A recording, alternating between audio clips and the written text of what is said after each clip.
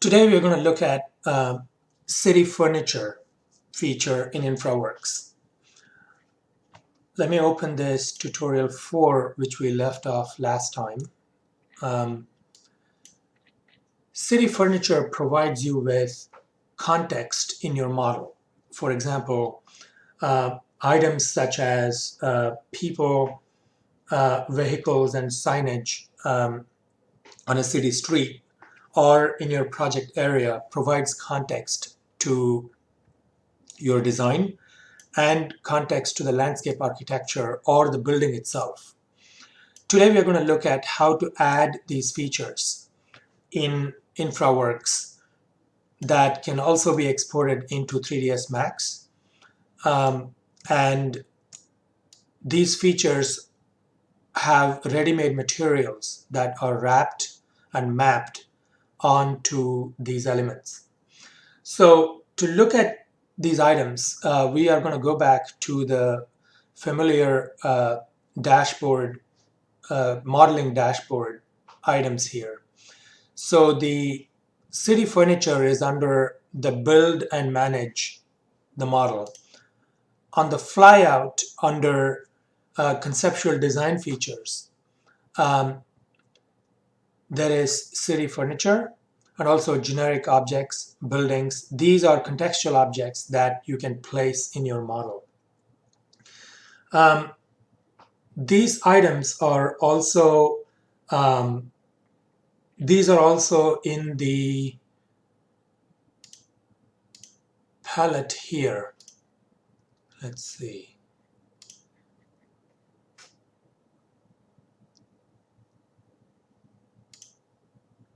In the Model Explorer, the city furniture is organized into a separate layer called city furniture, which when you export the model under separate categories, these items come in the building layer of your model, which you can open in Rhino or 3ds Max. And if you do not want to see these objects, you can turn off the city furniture, which will turn off all the objects that are under city furniture.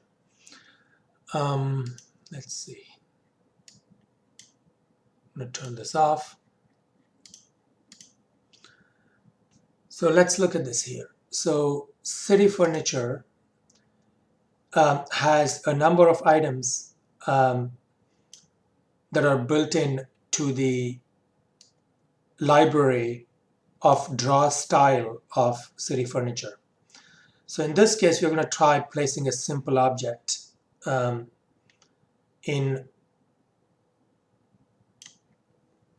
your model. So let's say I want to place a hot dog stand or a mail and newspaper box. All these marketing or city context items are in the beginning of the menu. And you also have street lights and other features that bring meaning to context. So for example, if you want to show your model during the day or during the night, instead of spending a lot of time on finding street lights and lighting elements that you would do in 3ds Max, you can have an object like a street light with, in this case, there are three bulbs, and you can place a luminous object into these 3 bulbs and just modify the quality of light and the intensity and light properties in 3ds Max or in Unreal with a point light that is facing upward, and you can project the lighting to fall correctly on the street with this object that you don't have to build anymore. There are also vehicular contexts that you can place on your site that are here. There are a number of vehicles that are available that you can place on the road that gives you context. There are bushes and shrubs that are here. There are also some trees that you can place. The same trees are available in different colors. So seasonally you can apply these objects. For example, in fall, you can demonstrate a color change of the trees. From a landscape architecture perspective, that becomes a very important feature when you're trying to look at the change in the visual experience when you're inside the building to bring the feeling and the experience of inside to outside or outside to inside within the architectural space. There are also a number of static people that you can place in different modes of general everyday movements of people on the street that you can choose here and place them. So let's look at a couple of these objects, how to place them. In this case, I think I'm going to place a row of trees because this area here, because there is vehicular movement here, maybe if I have a building here, I might want a row of trees to buffer the noise, as well as instead of from the window I look at traffic, I might want some decorative trees that will frame the picture from the windows. So let's look at trees here. In this case, maybe I'll place a series of spruce trees here, and since we are looking at Cincinnati here, where we get snow, there's also a spruce tree snow, where the tree is covered with snow. So if you're doing seasonal renderings, you can already have a tree covered with snow and in context.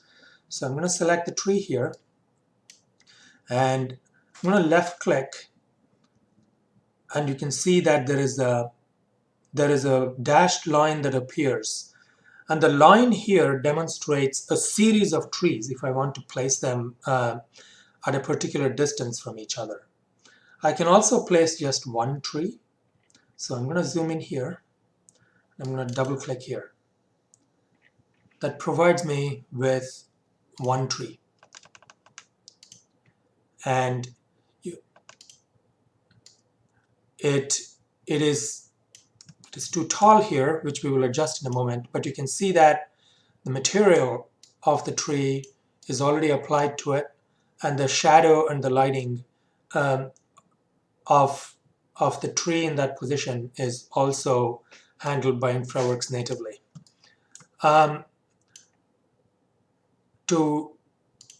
When I single click on the tree with the left mouse button, I get the option of adjusting the tree both in position and density of the tree. So when I adjust density, what this does is if I have a row of trees, it adjusts how many trees appear. In this case, it is just a single tree, so we will see that in a row of trees as to what happens. I can also change the position of the tree by grabbing the handles around the bounding box of the tree and turn it in any direction I want, and it is true to the shadow that the tree casts based on the position of the tree. Let me do that one more time. You can see here the shadows move, the trunk moves, everything is built into it. If I want to adjust the height of the tree, this looks too tall in context to the building. I want it to be realistic enough to demonstrate the feature of the trees on the tree line by the road here. So I'm going to change the height of the tree using the arrow on top here. That will help me adjust the size of the tree. So I can make it larger, smaller, and it changes the scale of the tree in 3D scaling. So the aspect ratio of the width to height is maintained when this height of the tree is adjusted. So that looks about right. So it is still quite a tall tree. So I'm going to place that tree over there, and that is good for a single tree. I can also move it, so there I can just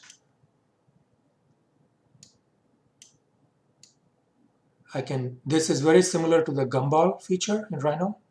where I can grab the tree and move it where I want in different directions.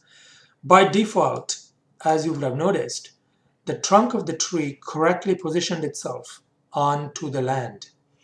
This is because InfraWorks is aware of where the landscape terrain is, and it places the base of the tree correctly on the mesh of the landscape that is on the landscape where you're trying to place the tree. The other options for the tree is to scale it randomly. You can also scale it on the line that we placed it, and you can make it smaller or larger in that way. I'm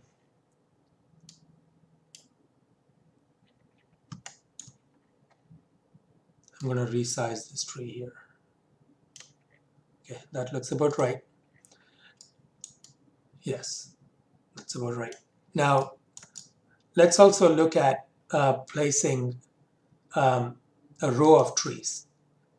So when you select that, under city furniture, you have the option of placing this tree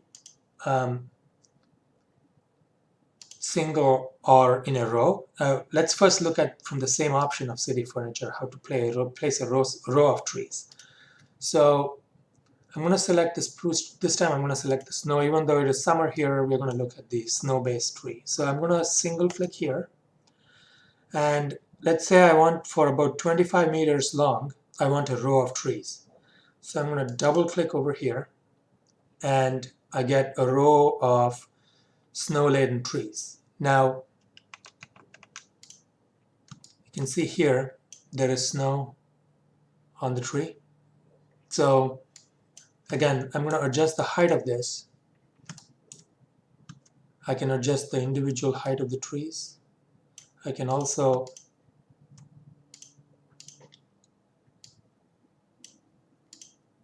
going to adjust these.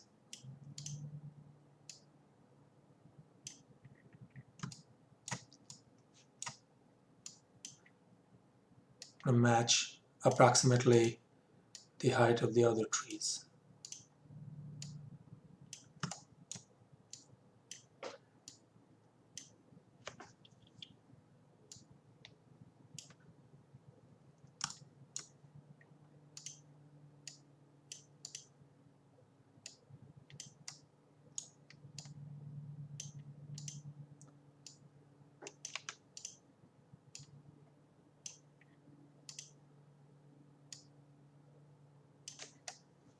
So you can place a row of trees in this manner, and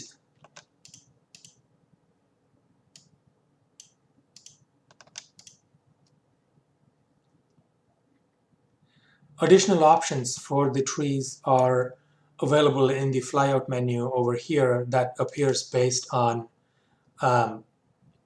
what object you select. So you can also enter a description here as to spruce tree for sound buffer. So that gets built into the model, and so it's as a descriptor. When you print your general notes items or things, you can connect back to the item descriptor over here. You can also have tags that you can put on these. So if you have a product number or some kind of a labeling or naming feature in your drawings, you can insert those things here.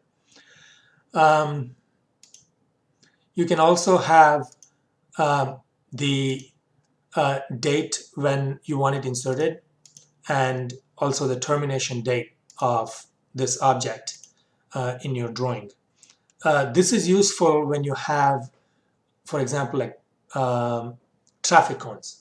When you're doing a traffic detour because of construction, you can have those objects show. If you're doing a seasonal video, you can have those objects start at a certain date and time, and when the construction is finished, those objects go away. Those can be adjusted here using the lifespan of the object. These are things that are more engineering based, but You don't have to worry about those.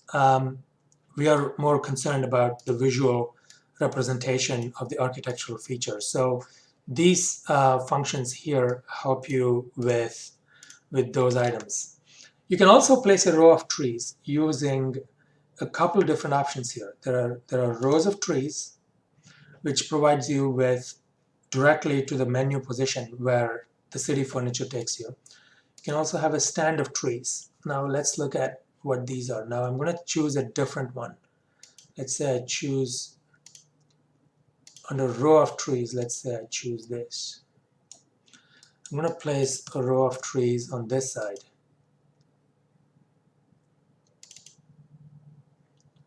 So here, when I select the entire box, I get the density that I can adjust. So the density of this, the adjustment density provides the option to increase the number of trees.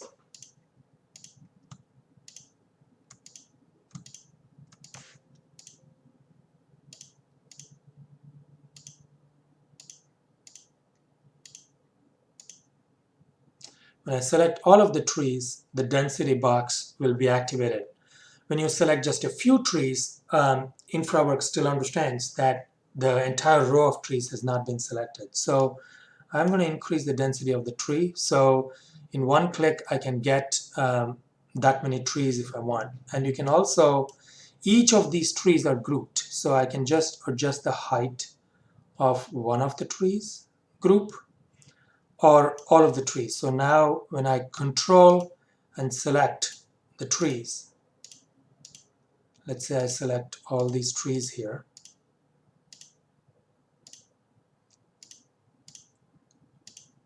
You can see now the density option is not available yet. And when I select all of this, it is supposed to appear. So now I can adjust back to how many other trees I want. So that is another way of adding trees in one shot. Again, all of this is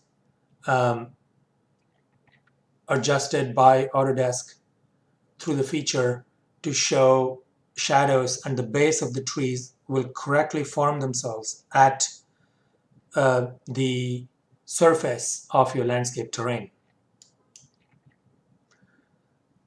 Let's look at stand of trees. I am going to select, let's say, something that has changed color. Now we have summer trees, we have evergreen trees in winter season. Now I'm going to plant a few trees that are for change of colors that I want to see seasonally. So I'm going to left click, find out what my alignment is through the dashed line. That looks about right. So I'm going to insert a stand of trees by double clicking at the end point where I want the trees.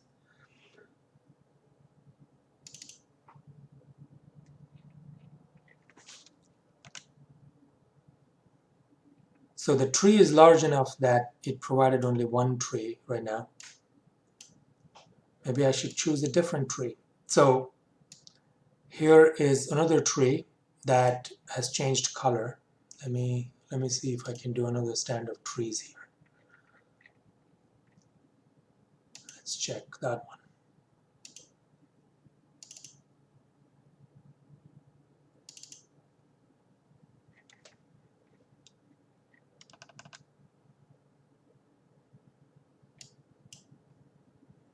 There. So again, I think I'm going to move them to here.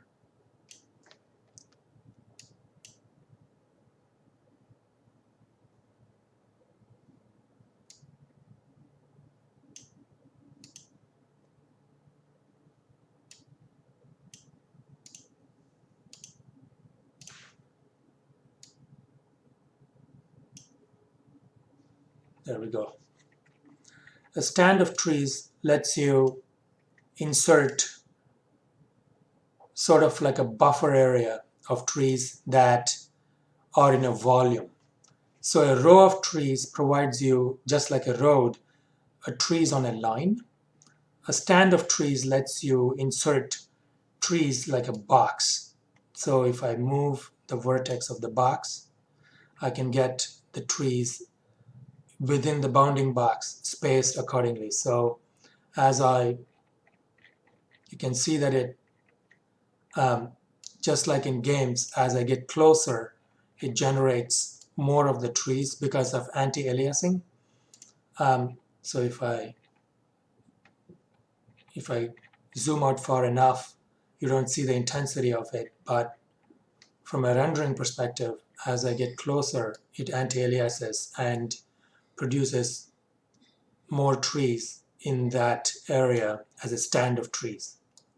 So this gives you context on many of the city objects that you can place. And one last thing we will try to do here is I'm going to go about here. You can see the traffic cones and these things here, which have a start and termination date that are more relevant. So let's say I want to place a stop sign. I'm going to select a stop sign. Let's say this area, I'm going to place a stop sign right here.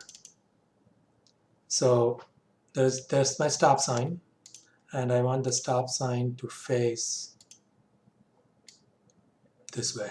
So I'm going to place a stop sign here for traffic, for context. And that is, again, the base of this is placed correctly because it knows the geometric design of the roadway and the green space here, and it places that correctly. And now we have trees, now we have a stop sign. Let's place a car object here, somewhere here, let's see.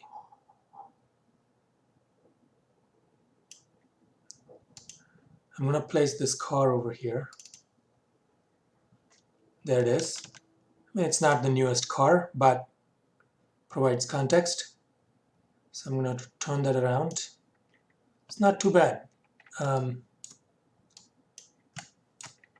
So I'm going to place it in position so you can see that.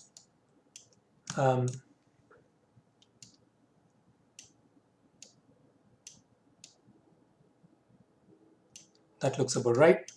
So I have a car. You can place a number of cars on the street to show context. You can also adjust the size if you feel that it's not right. Again, you can also have all those descriptors over here for it. I also want to place people. So let's see.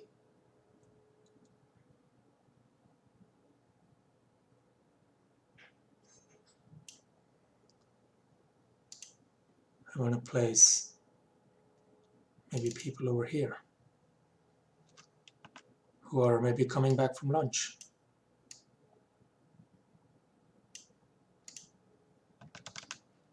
So I can place more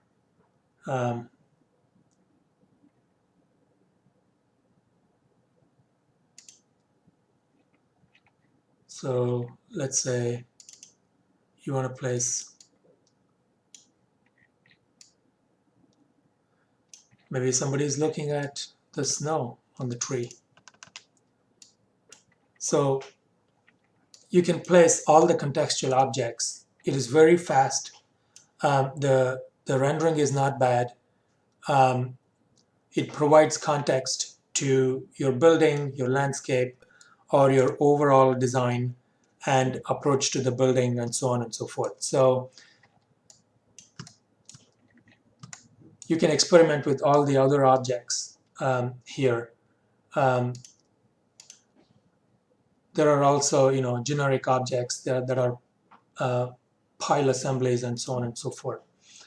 There are also objects that you can bring in from.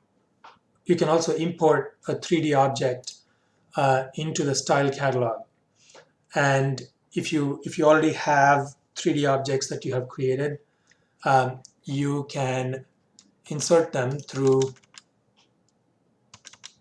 Let's say come out of this. 3D objects can be inserted that you have made from the build and manage and create and manage your own model. And in the style palette here, you can insert your own 3D objects into the style palette here. So for example, the things that you create, you can bring them in here through the import model, or through adding a new catalog. You can import your own objects into here. I think that is good for this tutorial. You have a lot of features here, and if you're looking for inserting your own 3D objects into the model, let us know and I can make a new tutorial for that. But generally, you are exporting models from here into 3ds Max, and I would recommend, if you have your own models, to insert them into the rendering side of your project, that is through 3ds Max or Unreal or Enscape in Rhino, rather than importing it into InfraWorks, because those programs give you a lot more flexibility in terms of inserting your own models into them. I would not recommend inserting 3D models into InfraWorks. It just adds too much processing time onto this, and we have to be careful about what we add in here. So I would use generic models here because InfraWorks is designed for it. And that ends the tutorial for city furniture.